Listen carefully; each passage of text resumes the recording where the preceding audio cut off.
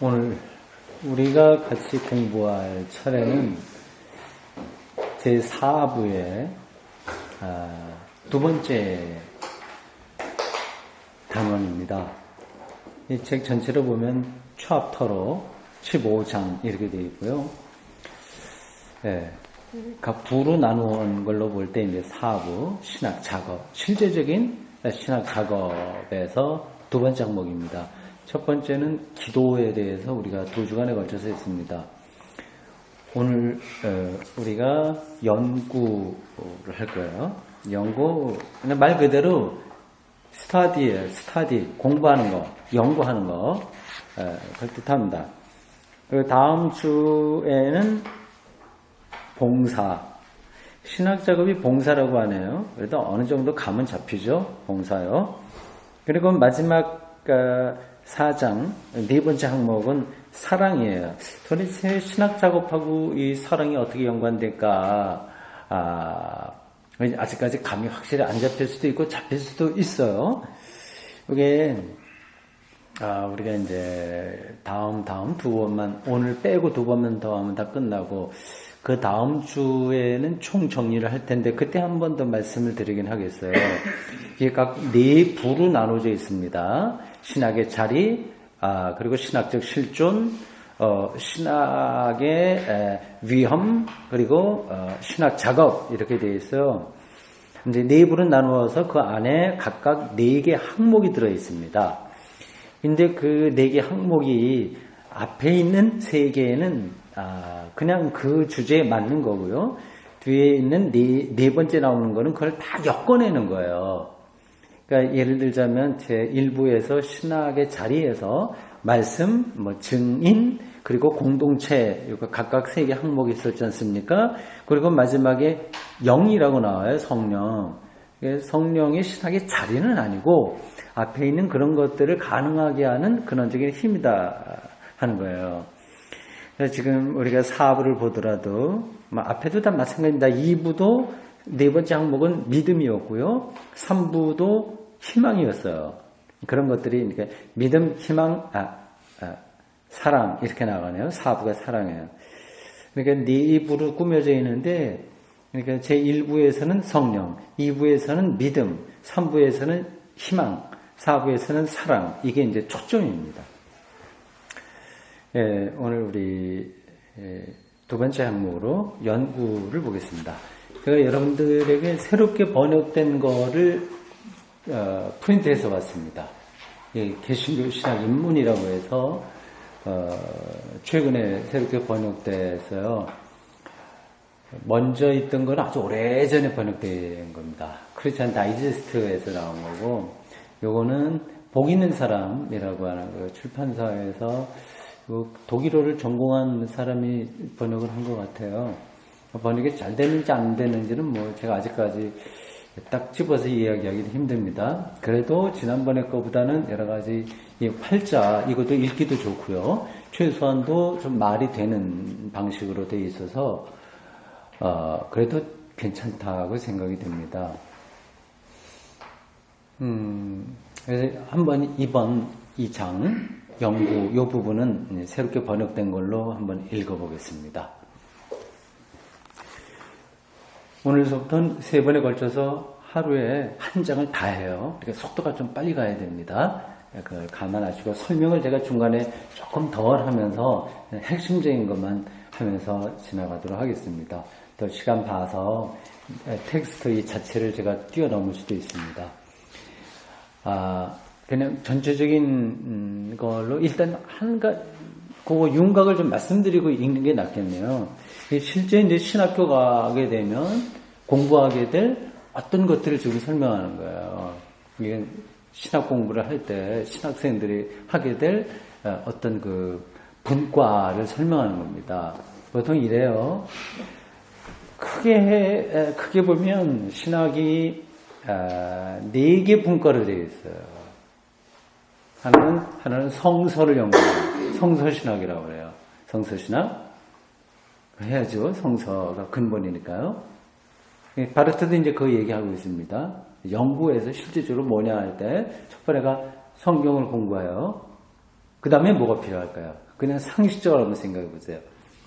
성경을 좀 깊이 있게 공부를 해야 되고, 그 다음에는 성경에 근거해서 이렇게 공동체로 자리를 잡고 그 성서를 해석하면서 기독교 신앙을 잘 안아내면서 또 세상에 선포한 교회의 역사를 알아야죠. 그걸 교회사라고 합니다. 교회사. 첫 번에는 성서 신학, 여기도 구약과 신학이 따로 있어요. 성서 신학하고 그 다음에는 교회사를 공부해야 되고요. 세 번째는 이 성서와 교회 역사, 교회 안에서 일어난 많은 논쟁들이 있습니다. 그런 것들 근본으로 해서 하는 연구를 가리켜서 조직신학이라고 합니다. 조직신학. 제가 조직신학을 전공했어요. 그러니까 조직신학은 이제 다른 말로도 교의학이라고도 하는데 하여튼 기독교 교리에 대한 설명입니다. 꽤 있고 다 됐을까요? 크게 보면 성서신학, 그 다음에 교회사, 그 다음에 조직신학, 그 다음에 또 필요한 게 교회 안에서 이제 이러한 신앙들이 어떻게 실천돼야 되냐 하는 그런 것들을 전공하는 분야가 있습니다. 그걸 가리켜서 실천신학이라고 얘기합니다.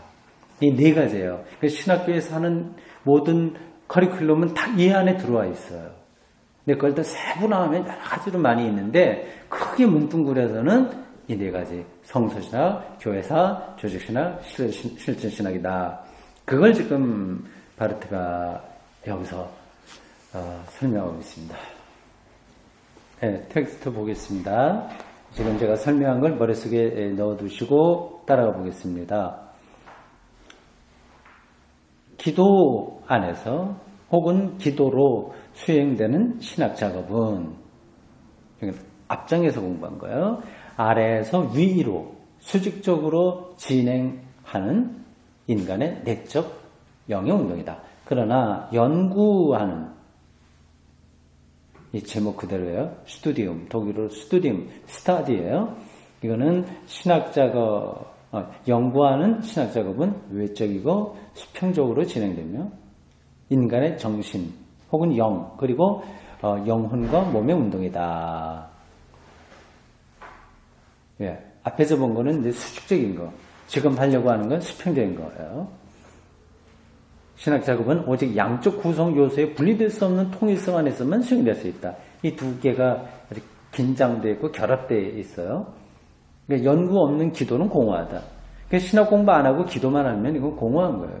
그러니까 중언부언할 수 있고요. 그 내용도 없는 것 같고 이제 자기 욕망을 이제 이렇게 투사시키는 그런 기도가 또 얼마나 많이 있습니까? 그 연구가 없는 신학 공부 없는 기도는 공허하고요. 기도 없는 연구는 눈먼 것이다.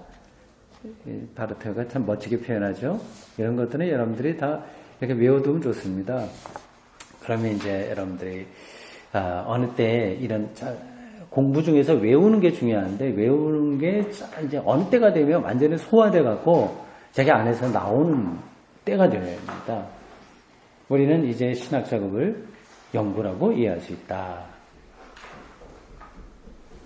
연구는 우리의 관심사 안에서는 다음에 한 특정한 노력을 뜻한다. 아주 구체적인 거예요. 그것은 한 당사자 혹은 다른 사람들에게 주어진 알매 과제를 추구하면서 그 알매 과제라고 하는 것은 밑줄 치면 됩니다. 알매가 아는 거예요. 아는 거.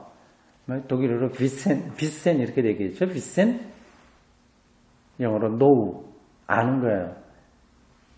아는 것의 과제를 추구하면서 진지하고 열정적으로 열심히 활동하는 노력이다.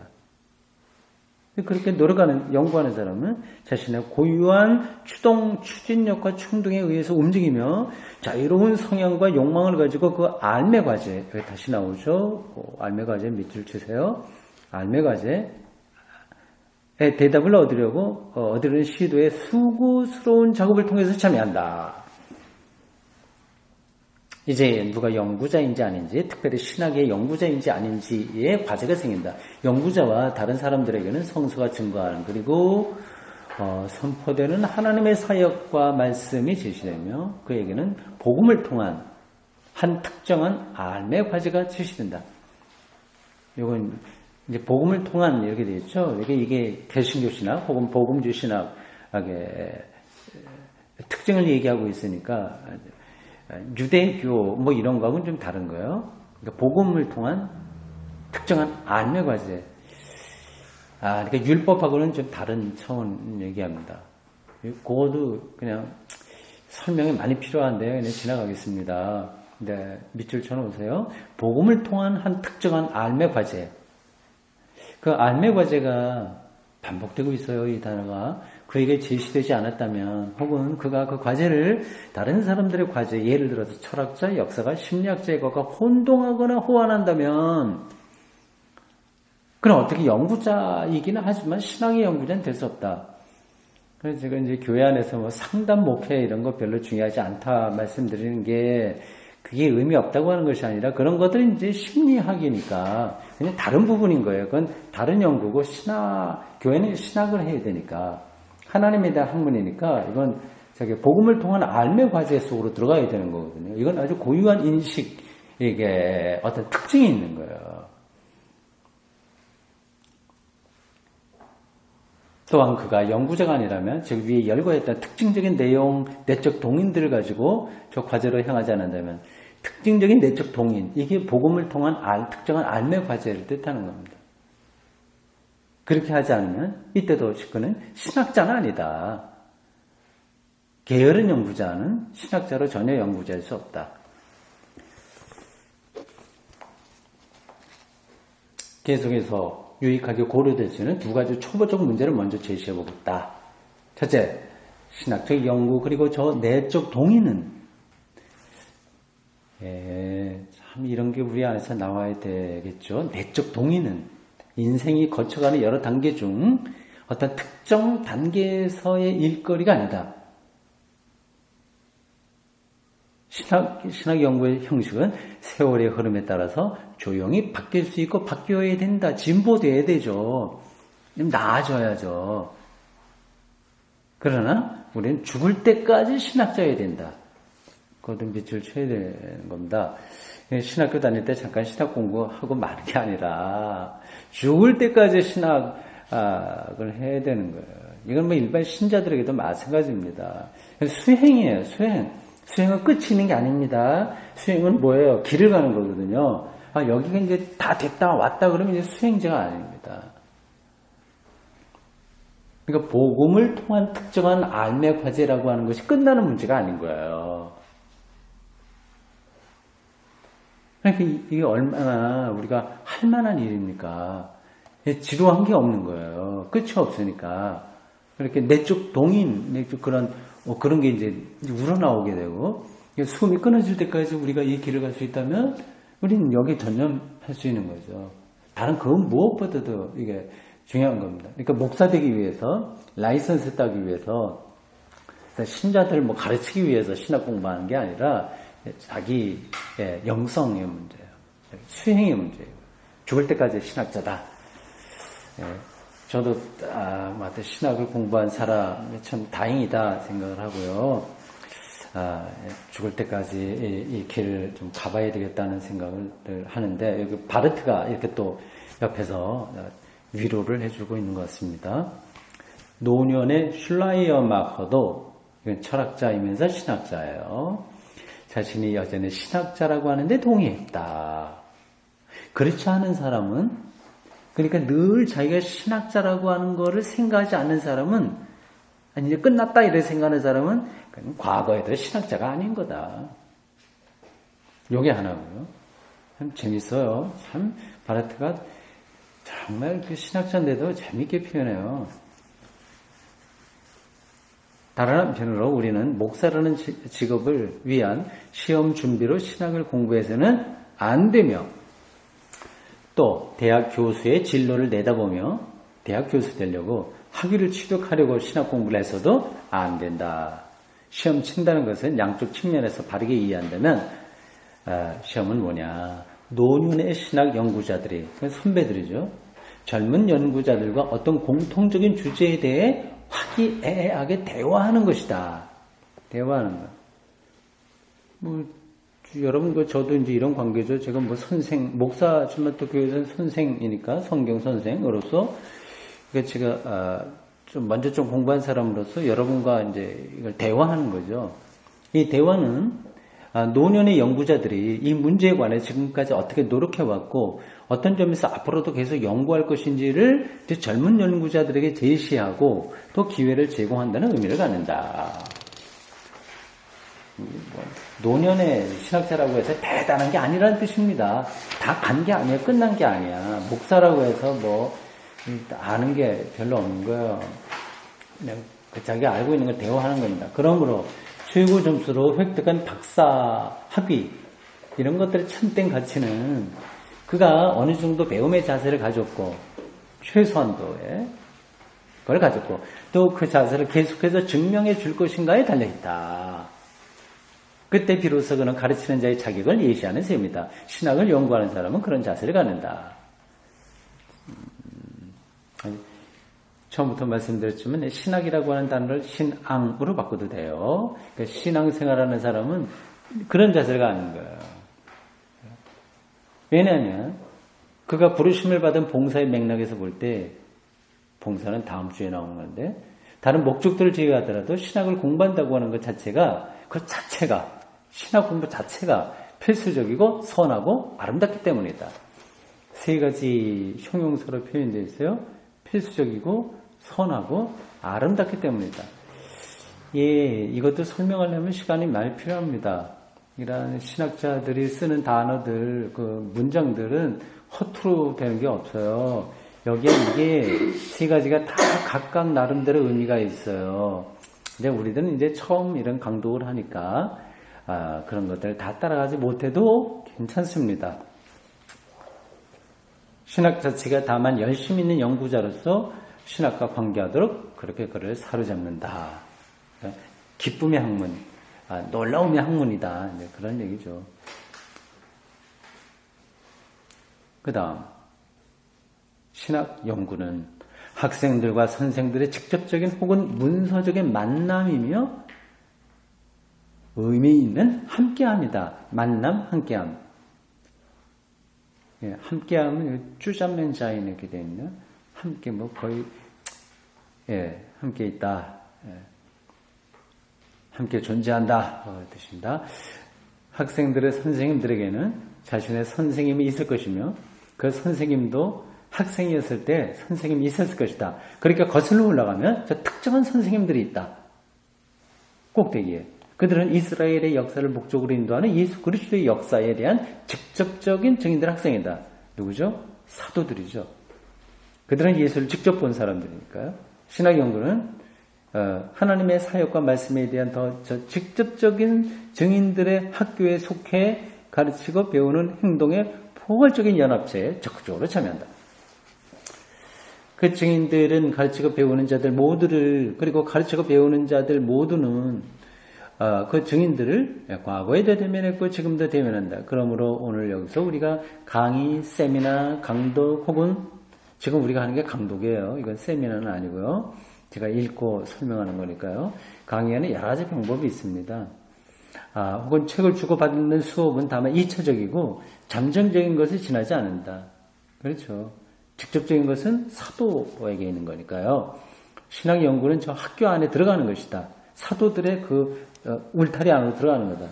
그것에서는 오늘의 연구자가 학생이나 뭐 선생이나 할 것 없이 듣고 있는 것 이전에 이미 참 많은 사람들이 들었고 말했고 기록했고 깨달았음을 얻었고 깨달음을 얻었고 그래서 서로 교환했고 서로 계속 전달했고 서로로부터 수용했다. 예, 이 장구한 역사가 기독교 2000년 역사에 담겨 있습니다.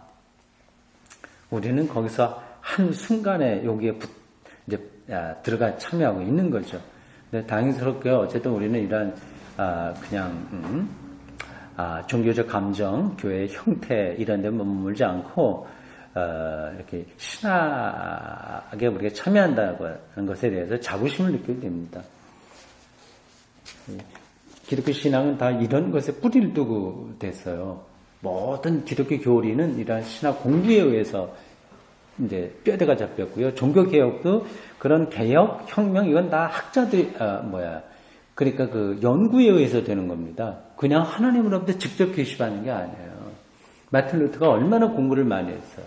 막 켈빈도 그렇고 말이죠. 그 외에 개혁자들, 그 뒤로 신학자들, 그리고 이 어떤 기독교의 본질을 찾아내려고 따라가려고 했었던 사람들은 다 그러한 것에 몰두했습니다.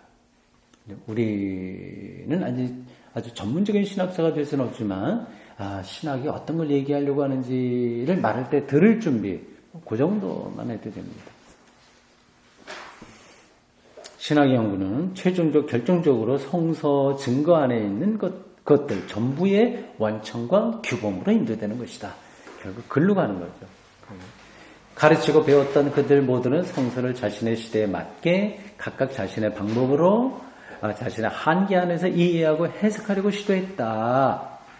각각 시대마다 그렇게 여러 방법들이 있었어요. 신학을 연구한다고 하는 것은 정말 2000년 동안 내려왔던 그 켜켜이 축적된 저 모든 앞서갔던 연구자들과 있잖아요. 예, 어거스틴을 비롯해서 오리게네스, 안셀름, 아퀴나스, 우리가 등등 거물들만 짚는다고 하더라도 현대까지 쭉 내려오는 그런 연구자들과 논쟁하기보다는 오히려 의기투합하는 쪽으로 자신을 개방하는 것이며, 여기 있네요. 예, 그래서 논쟁을 하긴 해야 되는데, 왜 논쟁하기보다는 의기투합이라고 그랬을까요? 근데 이게 독일의 뉘앙스가 좀 있어서 번역을 딱 하기가 쉽지 않습니다. 그냥 여기 독일어로 거기 달려있네요. 아우스, 아인, 안더, 제젠, 이렇게 돼 있어요. 이게 논쟁으로 이제 번역할 수도 있어요. 근데 여기는 이제 아우스, 아인, 안더, 이게 이제 갈라진다는 뜻이 접두사, 이런 게 있기 때문에, 앞서 있었던 선배 신학자들로부터 자꾸만 트집 잡기 그런 식으로 해서 갈라지지 말고, 쭈잔면 제젠, 제젠이라고 하는 건 똑같이 이제 거기 앉는다는 뜻인데요. 아우스 아인 안더 갈라지지 말고 함께 더불어서 가는 쪽으로 그렇게 자기를 개방해야 되고요. 근데 왜 이렇게 얘기하냐면, 이런 걸 들으면 여러분들은, 믿으라는 얘기구나, 순종하라는 얘기구나, 근데 그거 아닙니다. 예, 싸울 때 싸워야 되는 거예요. 이건 단순하게 그 얘기를 하는 게 아니라, 그 사도로부터 내려오는 그 흐름, 그 전통에서, 그게 다 원천하고 다 있기 때문에, 그런 데서 우리가 이렇게 갈라져 나가게 되면, 정말 소중한 것을 다 놓친다. 소위 말해서 메인스트림, 신학의 메인스트림, 거기에 자기를 개방시키고 참여하는 게 해야 된다. 앞섰던 그들이 말하는 것을, 많은 신학자들이 말했던 것을, 그들의 세상은 떠났지만 여전히 말하고 있는데, 경청하고 그들이 얻었고 알렸던 견해들과 통찰들, 그리고 용기를 주는 혹은 깜짝 놀라게 하는 그들의 사례들을 자기 것으로 만들 준비를 하는 것이며, 이게 신학이라고 하는 거예요. 하나님과 사람 앞에서 책임질 수 있는 시각, 사고, 진술의 가르침을 받는 것이다. 무엇보다도 신학 연구는 앞선 연구자들이 거쳤던 길을 뒤따르는 것이며, 독불장군이 있는 게 아니에요. 다 그 맥락 안에 있습니다. 그러니까 앞선 연구자들 우리가 길을 따라가요. 대화하면서 뒤따르며 그들을 양육했던 저 원천을 향하는 것이며, 저 원천이 뭐죠? 사도들의 그 경험이요. 예? 그들의 증언들입니다. 이걸 향하는 것이며, 그들이 옳든 그르든 굴복했던 저 규범을 향하는 것이며, 기독교의 가르침, 교리, 그런 거죠.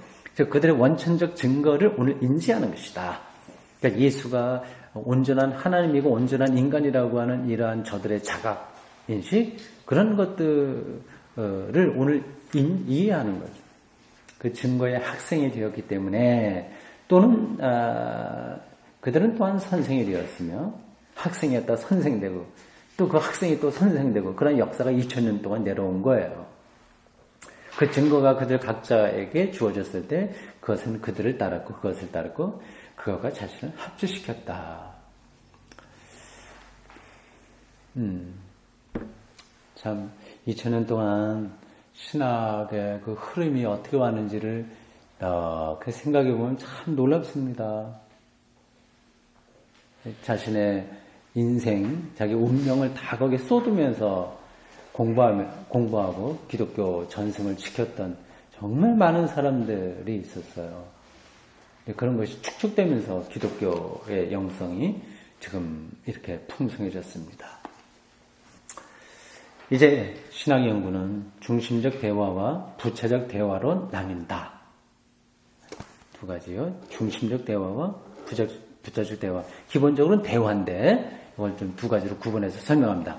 중심적 대화 안에서 젊은 혹은 노년의 연구자는 자신보다 앞섰던 이들이 행했던 것처럼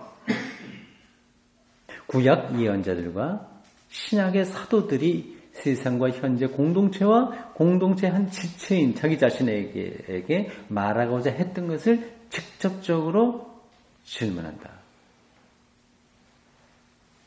이게 중심적 대화라는 거예요. 그러니까 이건 성서신학에 주로 이제 많이 하는 이야기겠죠. 구약에 있는 선지자들, 성서 기록한 사람들, 신약의 기록자들, 사도들, 이 말했던 것들을 직접 질문하는 거죠. 그게 이제 중심적 대화고요. 부차적 대화는 연구자가 그 직접적인 질문을 던지는 첫째가 아니라 어쨌든 지금은 말째 마지막 끝에 와 있기 때문에 생긴다. 우리 2000년에 끝마무리에 와 있잖아요. 그렇게 많이 그 사도들과 선지자들에게 질문했던 사람들이 앞서 있었어요. 우린 뒤에 있는 겁니다. 막차예요. 우리가 시간이 더 지나면 또 우리 뒤에 또 나오긴 하지만 현재로서는 우리가 막차예요. 그래서 부차적 대화 안에서 그 연구자는 자신보다 앞섰던 고대, 근대, 그리고 최근의 신학적 인물들을 통해서 지금 기대하는 대답에 관련된 앞선 이들의 성서 주석과 교육을 통해 그들의 역사적 실천적 연구들을 통해 필요한 가르침과 연구 과정에 주어진 경고들을 간접적으로 받는다. 됐죠? 네. 중심적 대화는 뭐예요? 선지자들과 사도들이 한 이야기에게 우리가 질문하는 것이고 그 대화하는 거고, 부차적인 것은 뒤에 역사 안에서 있었던 여러 신학자들, 그런 사람들에게 질문하고 대화하는 걸 가르칩니다.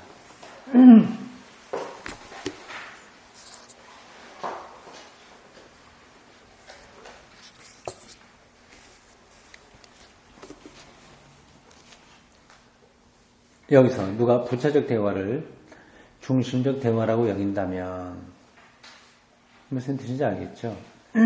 이게 지금 불트만, 우리가 공부하는 바르트만의 칼빈, 아니면 루터, 이런 사람들의 신학을 연구하면서 이게 정말 신학의 중심이야, 이렇게 생각하면 안 된다는 얘기인 거예요. 루터와 칼빈과 바르트 이런 사람들은 이게 다 아는 게 아니기 때문에 그는 이게 간접적인 거, 그들을 통해서는 우리는 부분적인 거를 아는 겁니다. 그렇게 여기면 중심적인 거라고 착각하면 나무들 앞에서 숲을 못 보는 셈이 될 것이며, 많은 교부들, 학자들, 종교개혁, 그리고 무엇보다도 현대 신학자들의 음성들 때문에 성서 안에 하나님 계시의 울림을 듣지 못하는 셈이 될 것이다. 예, 참 좋은 걸 짚어서요. 우리나라에 이제 장로교회가 득세하잖아요. 거기에는 이제 칼빈이 바울보다 더 뛰어난 사람처럼 사람들이 많이 생각합니다. 그건 큰 착각인 거죠.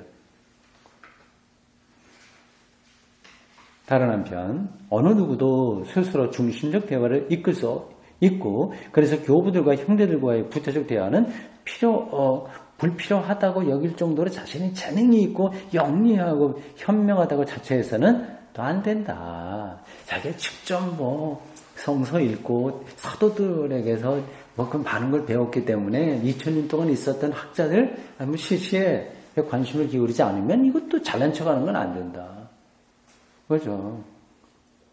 신학 연구가 저 중심적 대화와 부차적 대화 안에서 진행될 때 양쪽 대화는 지속적으로 올바르게 구분되어야 된다. 그러나 또한 올바르게 결합되어야 한다는 것은 두말할 것도 없다.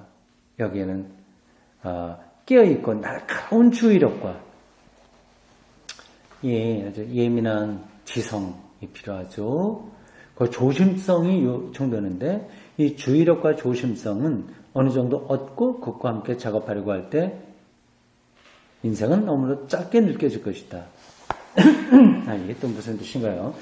속담인지 뭔지 모르겠습니다만은 그렇게 주의력과 조심성을 갖고 그걸 대하게 되면 너무 할 게 많고 재미있고 기쁜 것이 돼서 인생이 너무 짧다 그런 생각을 한다는 뜻으로 보입니다. 여기까지가 서론입니다.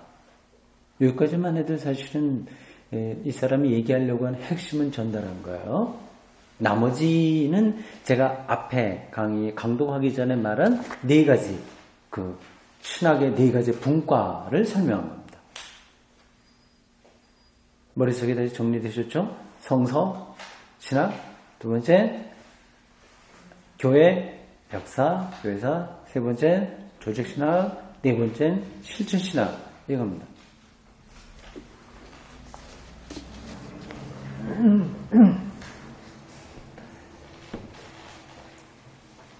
신학 연구 중 단연 첫째는 명백하게도 성서적, 주석적 과제다. 두 가지 비슷한 말이에요. 성서와 주석은 이제 그거를 성서를 이제 풀이한다는 뜻입니다.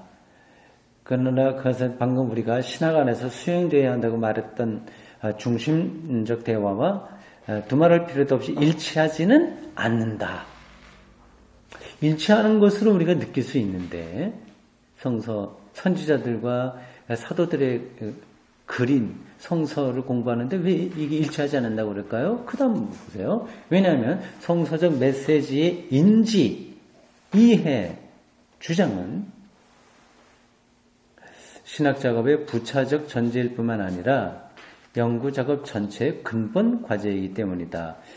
약간 좀 예민하게 생각을 해야 되는데, 좀 가보겠습니다.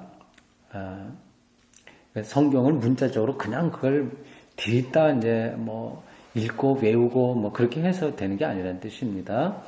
성서 본문들을 읽고 설명하는 것은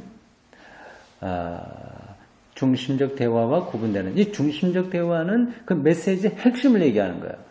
그러니까 바울이 말하려고 해서 고린도전서에서 말하려고 했던 핵심이 중요한 거지, 그 문자, 그가 말하고 있는 방식, 그거는 아닌 거예요. 그걸 사람들이 구분을 잘 못합니다. 하나님의 말씀이면 무조건 하나님 말씀이다 생각하는데 거기서도 이제 중심적인 게 있고 주변적인 게 있거든요. 그러나 이 문제가 항상 새롭게 제기되기 때문에 신학은 우선 특별히 구약 성서 및 신약 성서의 학문이어야 된다. 신구약 성서란 예수 그리스도의 공동체가 하나님의 사역과 말씀에 대한 근원적이고 독특한 증거의 목소리를 그들의 삶과 가르침에 대해 예로부터 전해진 원천과 규범으로 인지하고 선포했던 문서들의 모음이다. 그러나 공동체는 독창성, 다양성, 통일성 안에 담긴 목소리를 매 시대마다 새롭게 인지해야 하며 새롭게요. 저 본문들을 매 시대마다 새롭게 읽어야 한다. 그 본문들에서 너무나도 많은 것이 부정확하게 부정확하게 또 더 나아가서 거꾸로 들렸을 수도 있었으며 더 전적으로 간과되었던 적도 있었다. 사실 바르트감 활동할 때가 이제 젊었을 때 중반기까지가 다 히틀러 시대였으니까요. 히틀러 나치즘을 신학적으로 정당화한 사람들도 있었어요. 그건 그게 오해하는 거죠. 그런 것들이 시대마다 많이 있었습니다. 그러므로 성서 신학은 그 본문들 안에 기록된 것, 그리고 그 기록된 것들이 말하는 것을 언제나 새롭게 선입견 없이 세심하게 하게 된다. 모두 세 가지가 반복되고 있어요. 새롭고 선입견 없고 세심하게. 이 작업에 두 가지 전제가 항상 적용된다. 첫째는 성서신학과 모든 역사 비평학이 당연히 공통되는 전제인데 성서 본문들도 역사 비평학의 영역에 속한다. 예, 역사 비평. 한마디로만 말씀드릴게요. 그러니까 성서의 문자도 일반 다른 문헌들의 문자처럼 그 역사에서 나왔기 때문에 초월해서 나온 게 아니라 하늘에서 뚝 떨어진 거 아니잖아요. 그 구체적인 삶의 상황에서 나온 거잖아요. 그렇기 때문에 그걸 읽으려면 그런 역사를 배경으로 놓고 해석해야 된다는 게 이게 역사 비평입니다. 히스토리컬, 크리티시즘 이렇게 얘기하거든요. 이제 이걸 왜 얘기하냐면 많은 신자들이 하나님의 말씀은 특별해. 그러니까 그 성경도 문자적으로 이건 1.1획도 오리가 없어. 그러니까 무조건 믿어야 돼. 이렇게 되면 이제 역사 비평을 못 하는 거죠. 앞서 말한 이제 우리나라 이제 장로교에 거기도 이제 통합이 있고 합동이 있어요. 기장은 아주 진보적인, 학문적인 거고요. 가장 큰 교단이 통합하고 이제 합동인데, 통합은 이 역사 비평을 받아들입니다. 성서를 학문적으로, 역사적으로 본다. 제가 강의 나가는 영남신학대학에서는 가능해요. 그렇기 때문에 제가 거기 강의를 나갈 수 있죠. 근데 합동 측에서는 이걸 부정합니다. 역사 비평하면 안 돼요. 그래서 합동 측에서 이 바르트를 자유주의 신학자로 매도하는 이유가 여러 가지 이유가 있는데 그 중에 하나가 바로 이겁니다. 바르트는 역사 비평을 인정한다. 그렇게 보는 거죠. 이것도 역사 비평학이라고 하는 것만 갖고도 한 학기 동안 신학 석사 과정에서 공부할 만한 그런 내용들입니다. 그런 걸 우리가 다 이제 생략하고 이제 이 글을 읽고 있어요. 성서신학은 본문들을 읽고 이해하기 위해서 알려지고 사용 가능한 모든 역사 비평학적 보조수단, 규칙, 척도들을 성실하게 적용해야 한다. 그것은 언어학과 언어 양식, 그리고 서로 비교되는 세계사, 문화사, 문학사 등에 관련된 기술들이다. 역사 비평 방법은 둘째 전제도 있다. 유감스럽게도 둘째 전제는 그 밖에 역사 비평학에 의해서 일반적으로 인정되지는 않는다. 그러나 신학적 주석 작업에는 본질적이기 때문에 소외를 감수하며 적용할 수밖에 없다. 그것은 보통의 문서들 곁에 다음에 특별한 성서적 문서들이 존재한다는 일반적 전제다. 저자들의 의도 그리고 문서적 사실적 속성에 따르면 성서적 문서들은 다른 역사들의 한가운데서 발생한 하나님의 행동과 말씀하심의 증거와 선포이며 그래서 그렇게 읽히고 설명될 수밖에 없다. 누가 성서 본문들의 이 성격을 평가하지 않으려 한다면 그는 그 본문들을 간과하는 셈이다. 좀 복잡하니까 넘어가죠. 이거 말하려고 하는 여기서 핵심 뭐냐면 두 번째 거는요. 이거를 너무 역사 비평을 한다고 해서 그냥 똑같은 그냥 문서로만 다루면 안 된다. 하나님의 역사, 하나님의 활동, 그런 것들이 있는 것으로 보고 그 성서를 공부해야 된다고 하는 겁니다. 이 두 가지가 이제 전제된다는 거예요. 성서 신학에서 두 가지. 하나는 이걸 역사 비평적으로 읽어야 되고 또 하나는 역사 비평에 떨어지는 게 아니라 하나님의 말씀으로 읽어야 된다.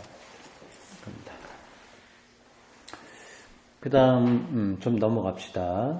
난 쭉 설명하는 건데 그 성서학이 뭐냐에 대한 겁니다. 191쪽 중간 패러그래프입니다. 신학의 둘째 과제는 앞에서 신학이 수행하는 부차적 대화라고 말했던 것과 특별히 관계가 있으며 이것 없이는 성서 주석과 다른 신학 영역의 연구도 실행될 수 없다. 그것은 교회사다. 사실은 어떻게 보면 신학과 모든 것들은 다 교회사에 포함된다고도 할 수 있어요. 교회사가 다 다룰 수 있습니다. 우리 지난 가을 실현회 때 공부한 성례전 같은 거 있잖아요. 그것도 이제 성서적으로 접근할 수 있고요. 성서 이제 고린도서에 나와 있는 말씀, 또 복음서에 나와 있는 걸 할 수 있고요. 조직신학적으로도 얘기할 수도 있고, 한데 교회사에서도 이걸 다룰 수 있는 거예요. 교회 역사에서 이 성찬을 어떻게 생각했냐를 쭉 추적하면, 그럼 이제 교회사 연구가 되는 겁니다. 루터와 츠빙글리 이런 사람들이 이 성찬에 대해서 뭐 어떻게 마르부르크에서 뭐 해서 어떤 회의를 거쳤다 하는 거죠. 이게 거의 모든 것들이 다 교회사 안에 들어있어요. 교회사는 역사 안에 교회들의 이론적, 실천적 삶의 표현들과 신앙 고백들, 또 그들의 신앙을 연구한다. 이런 것들 다 사실은 설명이 필요한데 넘어가겠어요.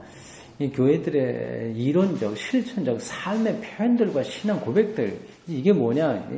여러분들은 그냥 이게 그냥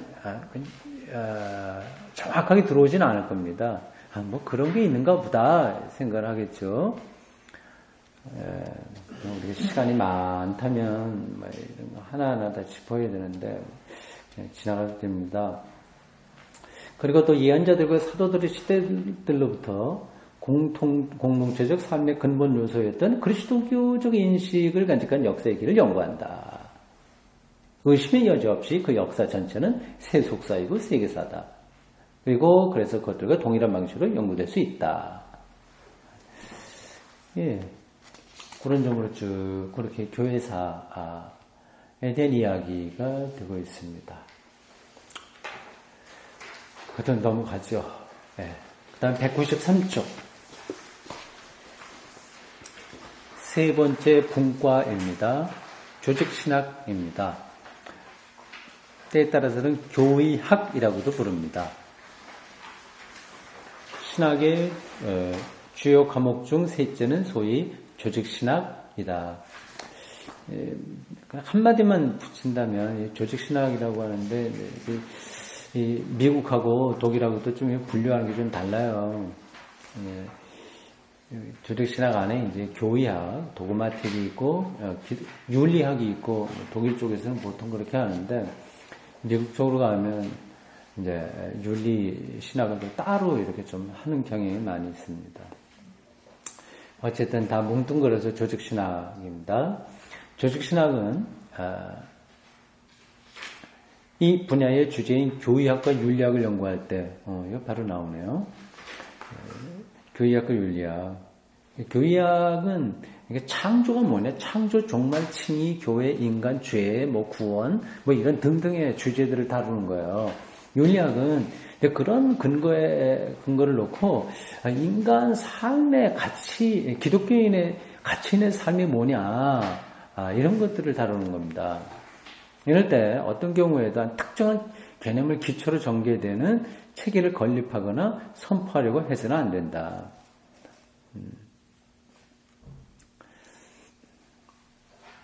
그러니까 예를 들자면 뭐 실존주의 신학, 뭐 해방 신학, 여성 신학, 뭐 이런 어느 한 개념, 이념 이런 걸 놓고서 거기다가 다른 기독교 이런 것들을 세우려고 하면 안 된다고 하는 거죠. 이렇게 할 때 조직신학은 나무로 만든 철에 불과할 것이다. 이게 형용모순이라고 하죠. 나무로 만든 철, 말이 안 되는 거잖아요. 근데 그렇게 신학이 될 수 있는 거예요. 공동체를 통치하는 것은 어떤 개념 또는 어떤 원칙이 아니라, 이거 밑줄 치고 여러분들이 나중에 더 생각해 보세요. 공동체를 통치하는 것은, 어쩌면 이제 교회 목회 뭐 이렇게 말을 해도 되겠네요. 이것은 어떤 개념 혹은 원칙이 아니라 그리고 성서가 증거하는, 그리고 성령을 통해 살아 운동하는 하나님의 말씀이다. 이게 애매모호한 거예요, 사실은. 이제 하나님의 말씀은 자신을 향하는 학문 안에서 다만 성서 연구를 통해서, 그리고 앞선 시대의 인식들과의 대화를 통해서 연구되고자 하지 않는다. 그러니까 어디 이제 예속되지 않는다고 하는 거예요, 하나님의 말씀은. 그리고 앞선 시대의 인식들과의 대화를 통해서 연구되고자 하지 않는다. 오히려 하나님의 말씀은 그 말씀이 그때그때마다 스스로 제공하는 내적인 맥락, 통찰력, 일목요연함 안에서 숙고되고자 하며 그것도 정교적으로 숙고되고자 한다. 권위적으로 이렇게 생각되려고 한다. 정규적이라고 하는 말, 오르덴틀리, 이것은 우리가 쉽게 추정하듯이 체계적이라는 단어와 같이 포괄하고 재단하고 배제한다는 뜻이 아니다. 정규적 교의학과 윤리학은 포괄하지 않으며 재단하지 않으며 배제하지 않는다. 오히려 그것은 성서 주석학이나 교회사처럼 열려있는 그리고 열어주는 학문이다.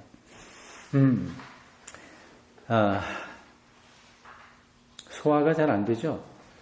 됩니까? 이거 읽으면서 전달이 됩니까? 그것은 오히려 성서 주석이나 교회사처럼 열려있는 그리고 열어주는 학문이다. 예. 우리의 영혼을 자유하게 하는 것. 어디에 딱 묶여있게 하는 게 아니라 어떤 색깔의 그 신학 혹은 이념 거기에 딱 묶여서 다른 거 생각하지 못하게 하는 게 아니라 종말론적으로 개방하고 자유의 영에 접촉하게 하는 그런 겁니다. 말하자면 정규적 교의학과 윤리학은 작업하는 현재 매 순간에 하나님의 말씀에 대한 미래적 숙고를 기대하고 희망하는데 미래적 숙고는 각각 현재에 가능한 것보다 더 나을 수 있으며 더 충실하고 보편적이고 심층적일 수 있다. 재밌는 표현이라서 그냥 쭉 한번 읽겠습니다. 또 정규적, 정규적이라고 하는 게 지금 그 오르덴틀리 뭐 이렇게 나온 거죠. 하여튼 권위 있고 올바르고 그런 것들을 가리켜요. 정규적 교의학과 윤리학은 하나님의 말씀을 어떤 시대에 일반적으로 인정된 철학에서 얻는 척도에 따라 혹은 각각의 시대마다 유효하다고 공표되는 교회 지도부의 소원, 요구, 명제의 어떤 척도에 따라 숙고하거나 해석하지 않는다. 오히려 정규적 교의학과 윤리학은 각각 시대에 다음과 같이 작업한다.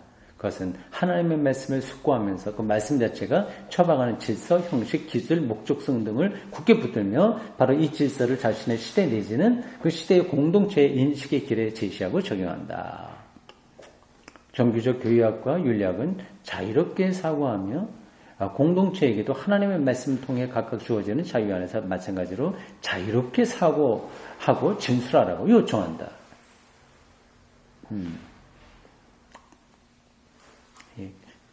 기독교 영성은 자유라고 생각하시면 됩니다. 소위 조직신학의 목표는 바로 그 정규적 질서, 끊임없는 새로운 인식이며 그 질서에 근거된 자유의 획득, 유지, 확산이다. 그렇기 때문에 신학은 조직신학적 과제에 몰두할 때에도 여전히 공동체 안팎을 위한 봉사다. 새롭게 인식하고 그 교회 질서에 근거한 자유 획득하고 그게 확산되고 하는 거니까 그게 결국 봉사한 거예요. 교회를 교회답게 하는 거죠. 신학은 공동체의 선포가 실행해야 하는 표현들의 적절성에 그리고 즉 그 표현의 적절한 갱신, 순화, 집중, 상세화에 봉사한다.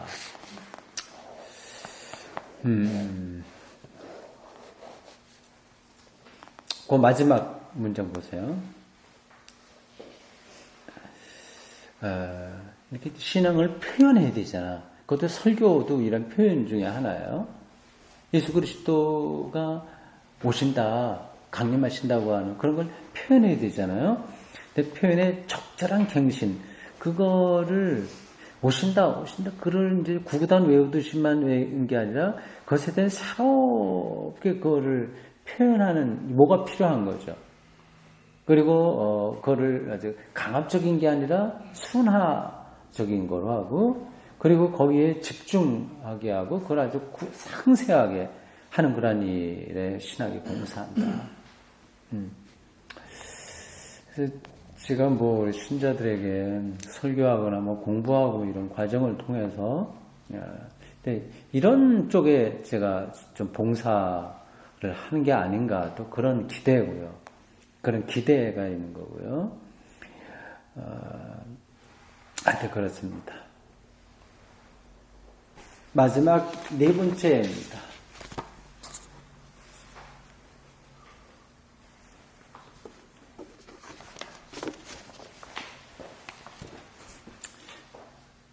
마지막으로 실천신학은 명칭이 말하는 것처럼 이 프락시스예요. 프랙티칼 띠얼라지라고 그래요. 영어로 프랙티칼, 프락시스를 다루는 건데 공동체 실천, 즉 선포로 건너가는 학문이다. 우리가 실천신학을 제일 마지막에 이렇게 언급하는 것은 슐라이어마허처럼 그가 그렇게 표현하는가 보죠. 이 실천신학이 바로 신학 연구의 왕관을 쓰고 있기 때문이 아니며 잘났기 때문이 아니며 혹은 이것을 실천신학을 다른 신학 과목들에 대한 의무의 부록으로 취급하려고 하는 것도 아니다. 꼴찌도 아니고 첫찌도 아니고 그런 게 아니다. 인간적 노력의 관점에서 본다면 여기서도 우리는 외곽에 있는 셈이지만 그 노력의 대상에서 본다면 여기서도 다른 신학 과목들과 마찬가지로 문제의 중심에 있다. 결국 중심 문제를 붙들고 있는 거예요. 실천의 문제도. 실천 신학의 특별한 문제 영역은 언어 사건이다. 언어 사건.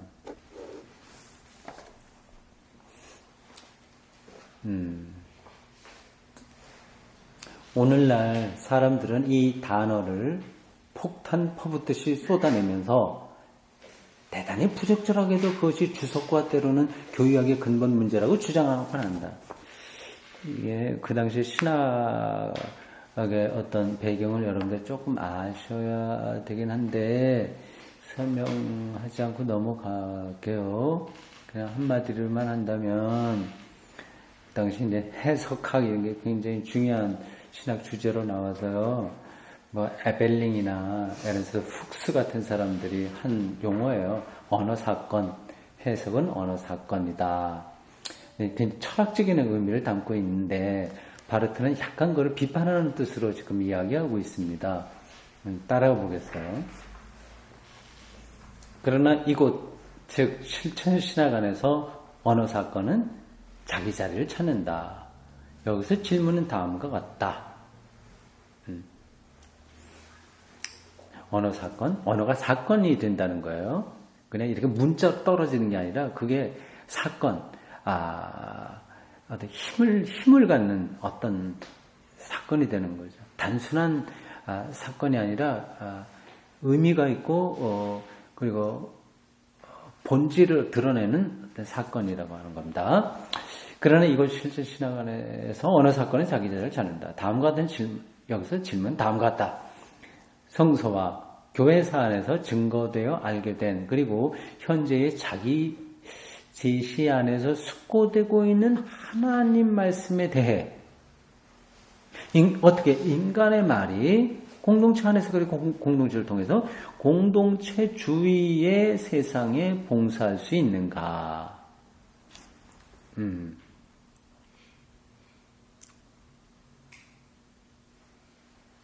그 다음, 그러므로 실천신학은 어떻게 말씀의 선포자가 이러저러한 사람에게 가까이 다가가서 하나님 말씀을 그들에게 도달하도록 하는가?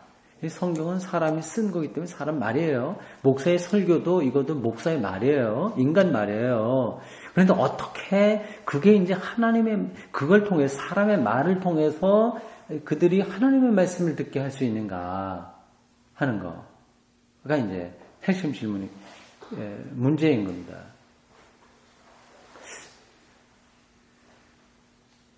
근데 이러한 허황된 질문에 관계되지 않는다. 오히려 하나님 말씀은 그 자체의 고유한 자유와 능력 안에서가 아니면 어떤 사람에게도 도달하지 않는다.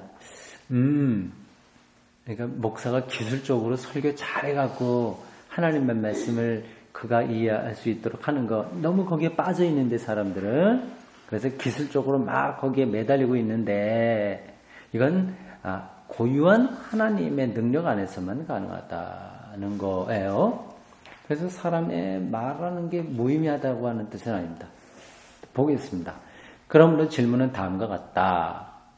어떻게 말씀 선포자는 말씀의 오심을 지시함으로써 자기가 말씀은 아니야. 목사 말은 하나님 말씀은 아니에요. 그 하나님 말씀을 뭐라고 그래요? 여기 어떻게 표현해요? 지시함으로써. 밑줄 치세요.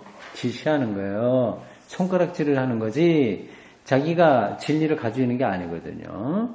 그러니까 하나님 말씀에 오신다는 것을 지시함으로써 그 말씀에 봉사할 수 있는가, 어떻게 그걸 할 수 있는가, 이게 핵심이라는 거예요. 이게 바로 바르트가 볼 때 언어 문제다. 언어 문제다. 인간의 언어와 하나님의 말씀 사이에서 어떻게 그걸 감당할 수 있냐. 그래서 이제 여기 말고 다른 데에서 바르트가 그런 얘기를 했어요. 목사는 혹은 신학자는 하나님의 말씀을 알지 못한다, 알 수 없다. 그럼에도 불구하고 하나님의 말씀을 선포해야 된다. 이 두 틈바구니에 끼어 있는 딜레마가 바로 신학자, 목사다 그런 얘기를 했는데 이거 연관되는 문제입니다. 사람의 말을 하면서 어떻게 그걸 하나님의 말씀을 지시할 것인가 하는 거예요. 말씀의 선포를 감행하는 사람은 현장에서 이 언어의 문제를 실행하지 않을 수 없다. 말을 해야 되는 거 어쩔 수 없이. 이 과제를 위해서 두 가지 조건이 성취돼야 한다. 두 가지. 설교자에게 꼭 필요한 말이네요.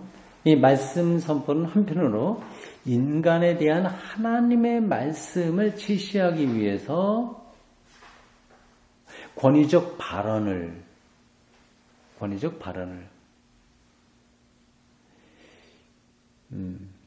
바깥으로 내뱉는다는 거예요. 아우스슈프락 권위적 발언의 성격을 다른 한편으로 인간에게 오시는 하나님의 말씀을 지시하기 위해서 말 건냄, 말 건냄 딱 붙어서 이렇게 친구처럼 손잡고 말 건냄, 권위적으로 막 선포하는 부분이 있고 속삭이듯이 이렇게 말하는 성격을 가져야 된다. 두 가지가 있다. 재미있는 표현이네요. 저도 잘 이걸 기억해 둬야 되겠습니다. 가져야 된다. 언어가 하나님의 말씀을 선포하는 언어가 되려면 선포의 근원의 관점에서는 최고로 비범하게, 그러나 선포의 목적의 관점에서는 대단히 평범하게 표현돼야 한다. 다시 말해요. 선포의 언어는 축제적이면서 동시에 일상적인 거다. 그래야 된다. 성스러운 동시에 세속적으로 말해야 된다. 알아듣게. 이스라엘과 예수 그리스도의 역사를 뒤따라 이야기하는 동시에 오늘의 그리스도인들과 일반 사람들 안에서 이야기해야 하며 중심적으로는 주석과 교육의 가르침을 받지만 창조 정말 칭의, 교회, 인간죄 등등을 받지만 동시에 형식적으로는 각각의 때에 가장 필요한 심리학, 사회학, 언어학 등의 재치를 섞어 넣은 언어여야 하며 가나안의 언어인 동시에 출애굽 이후에 같은 가나안, 이제 이스라엘 사람들이 곳곳 살았던 그 언어가 필요하다는 거죠. 가나안 언어가 필요한 동시에 애굽의 언어도 필요하고 바벨론 포로로 잡혀갔기 때문에 바벨론의 언어, 각각 현대적인 일상 언어여야 된다. 이 두 가지가 다 근원적인 언어와 현대적인 언어.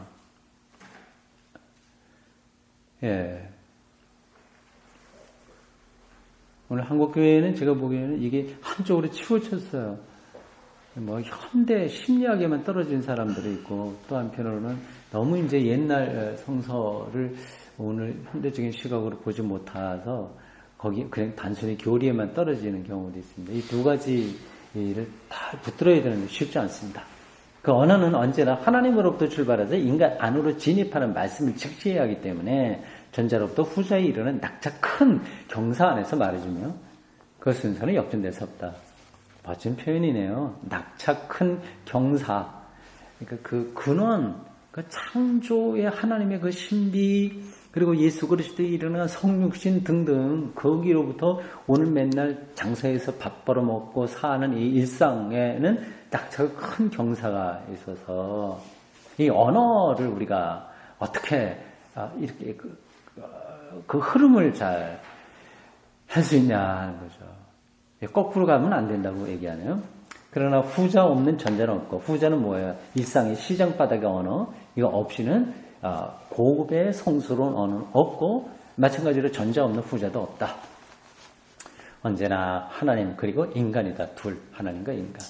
설교, 가르침, 기도, 복음적 사역에 관계된 공동체의 선포의 본질적인 그런 언어를 찾고 발견하기 위해서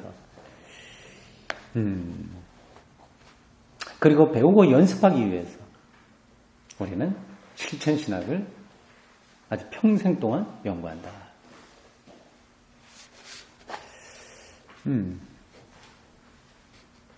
마지막 패러그래프 읽고 마치겠습니다. 마지막으로 오늘 강의 전체에 대한 주변적 평가를 한다.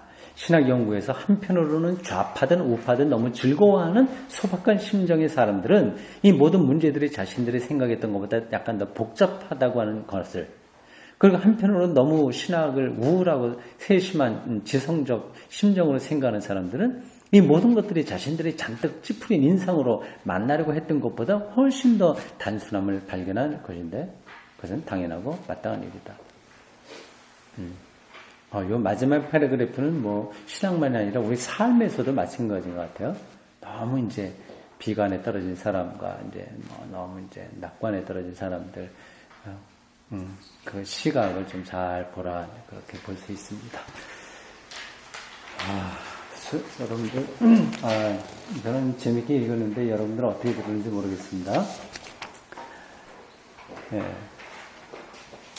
기도하겠습니다. 주님,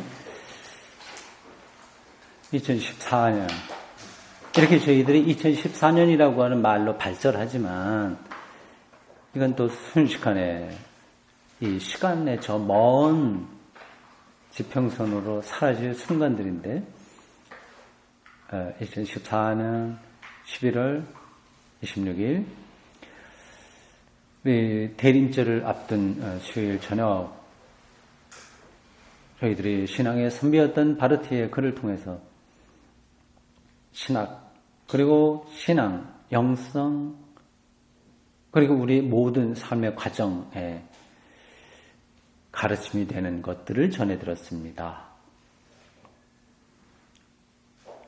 다행스럽게도 우리가 단순히 형식적인 교회 생활에 머물지 않고 이렇게 신학의 영성에 한 발 한 발 다가갈 수 있도록 도와주신 것 감사합니다. 숨을 거둘 때까지 우리가 이 길을 즐거운 마음으로 잘 가도록 도와주십시오. 이제 한 해가 곧 저물어 갈 텐데 우리의 모든 삶도 주님께서 협력해서 선으로 인도해 주실 줄로 믿고 예수 그리스도의 이름으로 기도드립니다. 아멘.